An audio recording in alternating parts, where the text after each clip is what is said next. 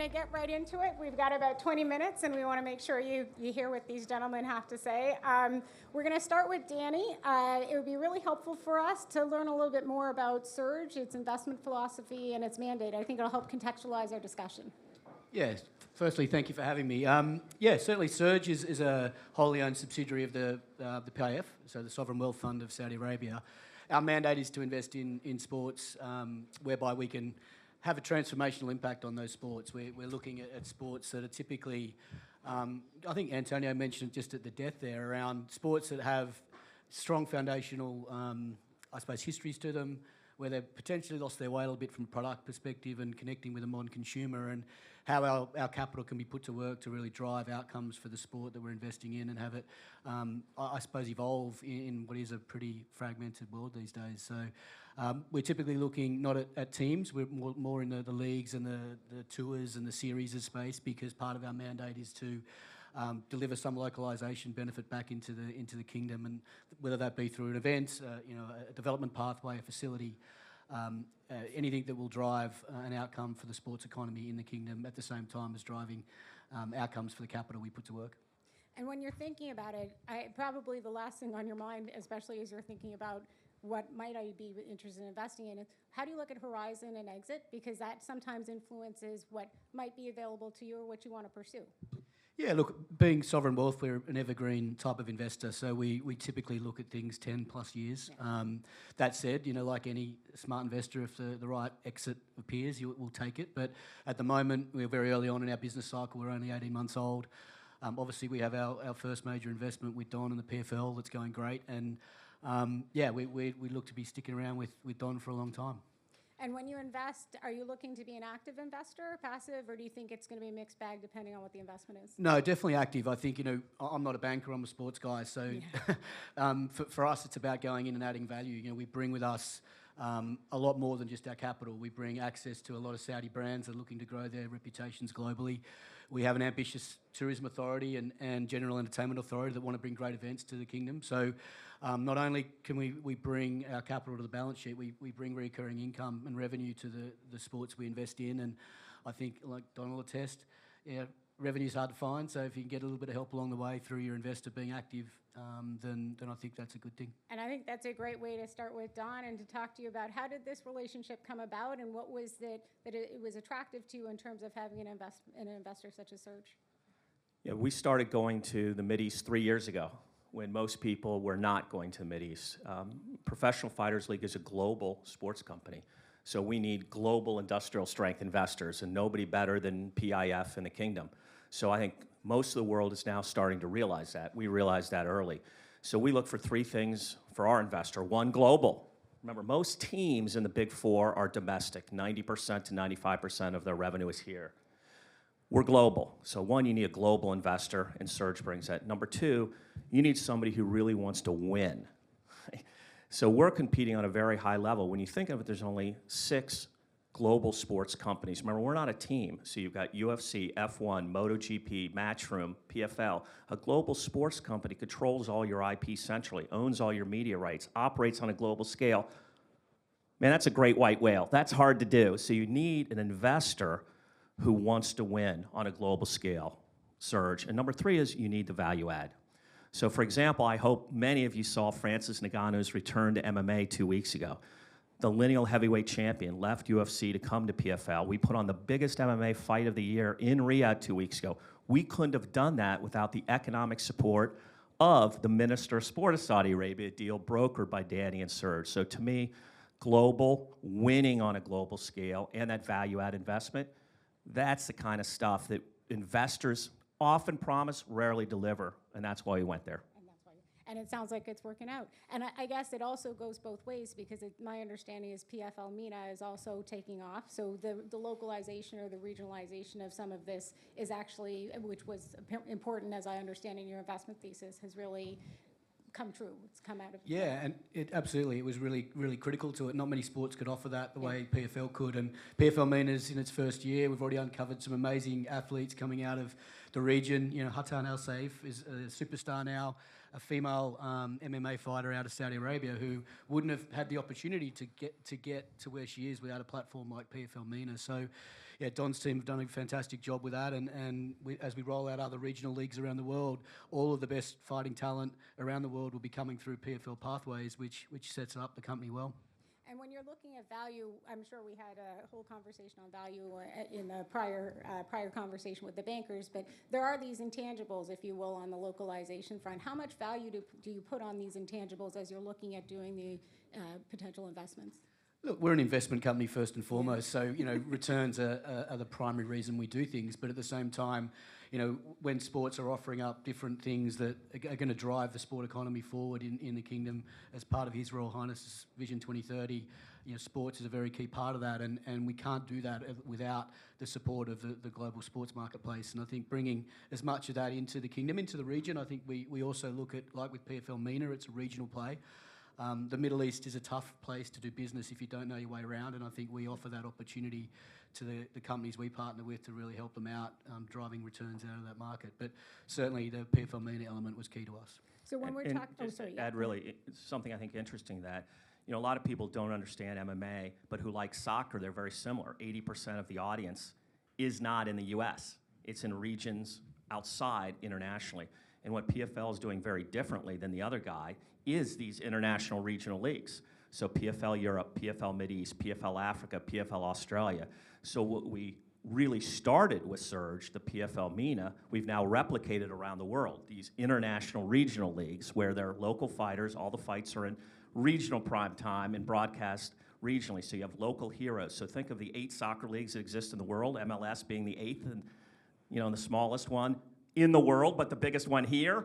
That's what we're replicating around the world, and we started it with PFL Mideast. So oftentimes we're able to incubate great ideas with our partners and then take them around the world.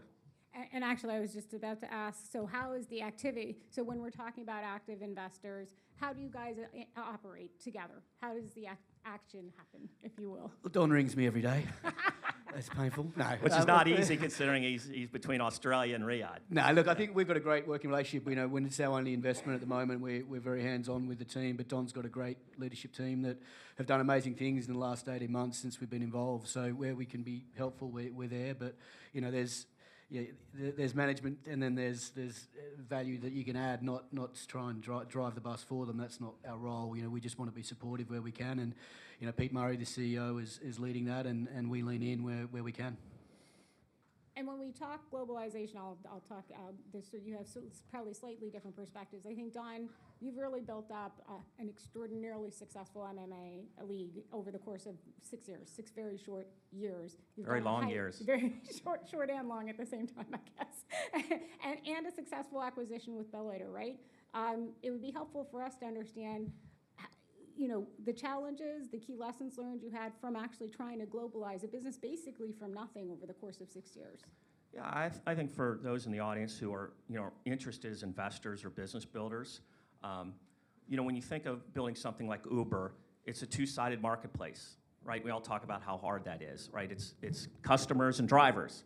Well, building a global sports league is a 3-sided marketplace. You have fans, athletes, and media. Media is not going to write you a check and show your product unless you have fans and unless you have top athletes or fighters. Fighters are not going to come to your league unless you already have distribution and people ready to watch, right?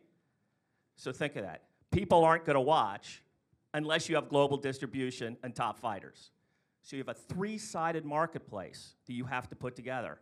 And on top of that, investing capital is not going to come unless all 3 of those improve every year. The metrics get better. More top fighters, more eyeballs, more paid distribution. So why you haven't seen a new major global sports league in 30 years is that. It's a 3-sided marketplace that you must improve each and every year and fund it each and every year with those improved metrics. That's the challenge. So, the good news is we're in 170 countries. We're paid media rights in 170 countries. Our fighter roster now has 100 of the top 200 fighters in the world. UFC has the other 100. Now, their brand is much bigger. I understand our brand's in middle school, and their brand's got a double PhD because we're only 6 years old, but we have half the top fighters in the world. And we're 40% of the UFC audience, and we're twice the viewership of MLS. Both those companies are 30 years old. We're 6 years old. So that pyramid or that triangle of fans, fighters, and media, we're doing pretty good, but it ain't easy. So I guess, Danny, how are you finding the next PFL?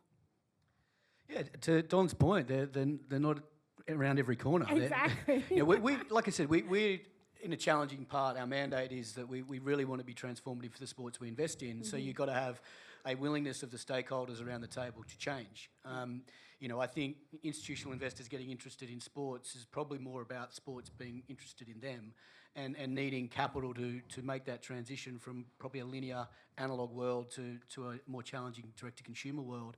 And that, I think it's said before, takes time, sophistication and money, and most sports don't have one of those three things, let alone all three. So what money can do is buy you time and sophistication, and I think that's where our capital is required to really get people to change. And typically in the leagues and sort of tours, series type formats, they've typically got federated models, so haven't even got investable vehicles to set up.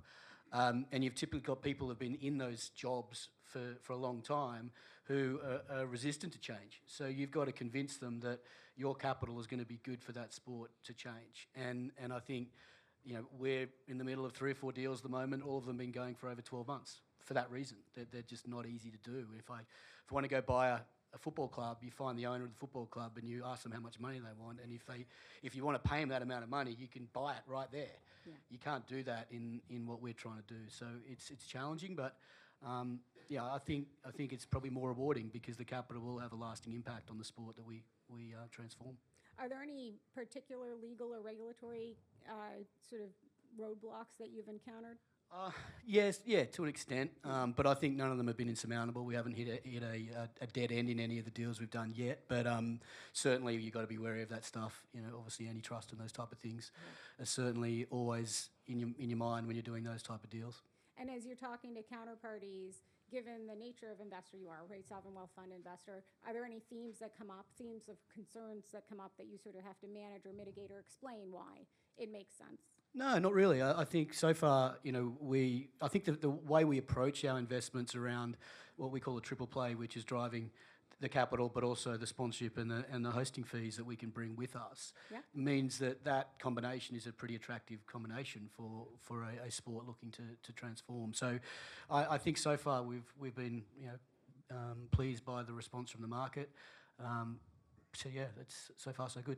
And just to add that, I have zero questions about, call it the negative buzz. I have hundreds of inquiries how they can meet Danny. Love it. So it's interesting in the last 18 months since call it the noise in the marketplace, it's all about how do I get a global industrial strength investor? Because I think the world has opened up the aperture. Yeah. It's not about domestic, it's about global. It's not about defense, it's about offense. And I think we're seeing that dramatically change in the sports world. And when you come to the globalization, and I think, again, your perspectives might be different as investor versus league, but how do you think about global messaging in order to continue to grow your platform, and what media considerations are there? It's sort of such an interesting, as you said, you're in 170 countries. What else are you doing for your global effort? Yeah, I'll just quickly start. One is the international regional leagues. Mm-hmm. So if you have a global product, the PFL global product is to 170 countries and has the best fighters in the world. But then if you bolster it with a regional product, so PFL Europe is the best regional fighters, but it's at 10 p.m. prime time and they can see it.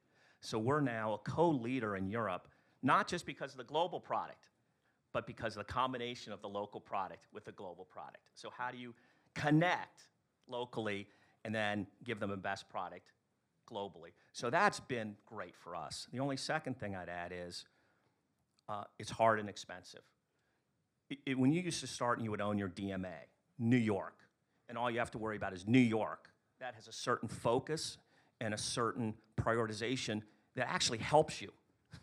When your DMA is the world, you really have to really focus on your resources and your energy to serve the world and not ruin your message or ruin your company because the world's a big place. Oh, yeah. So you have to be more relentless and more rigorous and more tough on your initiatives because your market opportunity is much bigger. Right, right. And there's sort of commonalities across the world, and there are places where you could Correct. ruin. Yeah, yeah. So, Danny, as you're looking to do international investments, what's your international messaging, if you will, about what SURJ is and what SURJ is looking for? Yeah, like I sort of said, we're big on being transformative in the sports, not disruptive. And there's sort of, they both involve change. One's positive, one's negative. But I think when we look at the sports that we are looking at, it's about the ones that serve the big economies of the world, because if they're serving those economies, then they're likely to grow. They skew young, so we want sports that are dealing with the changing consumer environment, and that's dealing with the younger generation. So yeah, they're the messages we try and get out. Obviously, gender equality is really important to us as well in everything we do, and it's been evident in what we've done with the PFL. The emergence of, I think the best fight we had on the card in Riyadh was with the female fights. So yeah, they're sort of the key messages we push out. And our sort of women-based leagues of interest, are they in the mix of Yeah, what you're looking at? absolutely. And I think, we talked about in the previous panel around women's sports and particularly women's football, and the impact you can have in women's football with far less capital than men's football is pretty interesting. How you go about that is challenging, but I think the value for money right now is there. How you then go about executing your strategy in women's football, I think, is going to, is probably the devil's in that detail, but there's certainly an opportunity there. Am I allowed to ask what other areas you're looking at? Or is that state secrets? Well, look, I think, I'll give you this. We have to align to the Ministry of Sport's top 20 sports. So if you go online and have a look at those top 20 sports. But at the end of the day, if I asked you to pick those 20 sports, you'd get 18 of them right. Like, they're pretty much all the biggest sports in the world. Got it. And Danny, any sort of advice or feedback or information you want to say when you're talking about having a sovereign wealth fund investor? Sorry, I meant Donn. When you have a sovereign wealth fund investor, it sounds like you've got a lot of inbound saying, "Hey, I want to meet Danny. How's it going?" Is there anything else you'd like to say about having such an active partner who has been able to feed capital for really important purposes? Is that something you want to elaborate on? Yeah, look, PFL's been fortunate. We have a lot of great investors. Yeah. Also, 10 sports team owners are investors in our company, of the big four. But I would say SURJ has absolutely been the best investor that I've ever had. And to me, even when the line looks like it's like this, it's like this. On Instagram, everybody has a Lamborghini. That's not the reality. The reality is oftentimes your forward edge is broken. And so having an investor that wants to win but knows you will not win every month, that's a big deal. Yeah. And also having an investor that's not just there to look at the quarterly financials, but does look at the quarterly financials. Remember? So you need both those things. Yeah. And so to me, that is what sovereign wealth funds do. They're there to make money, but they're there to ultimately win the most money over a decade. So how do you really build a company that can be worth $5 or $10 billion? That's what they're trying to do with PFL. So that's not how do we win the most money this year. It's how do we build the true co-leader in MMA. Yeah. So the line will look like this, and it will end like this. But that line is a mess getting there. And so those are the partners you want, and that's the partner with the right sovereign wealth fund you get. And that's a big difference that you don't get with a lot of investors. With other investors, yeah. Good, very good to know. And Danny and Donn, when you guys are looking at growth, we've been talking about investing, for example, in leagues, but there are sports adjacencies that might be related to the leagues or otherwise. What are you looking at in terms of things that are adjacent to sports that might be interesting? Yeah, it's a good point, because part of our investment strategy is to look at the value enablers in the sports economy. When you look at a sports promotion like PFL, when you look at PFL's P&L, there are a lot of exits, a lot of stuff going out to companies that serve the IP, and investing in world-class companies that serve IP is an important part of our strategy, whether that be digital companies, tech companies, agency businesses, those type of businesses that deliver world-class services is also an insurance policy on our IP investment, because if you've got great companies serving our partners, then the chances of them all growing is much higher. So we're certainly looking at that space. Yeah, super interesting. We have 20 seconds left. Any last words, Danny or Donn? I'll let Don have the last words. He always does in board meetings. So.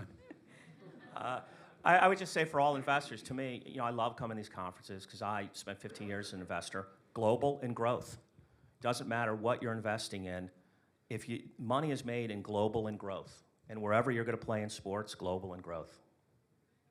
Those are great last words. Thank you guys so much for the panel. Great opportunity. Thank you. Thank you.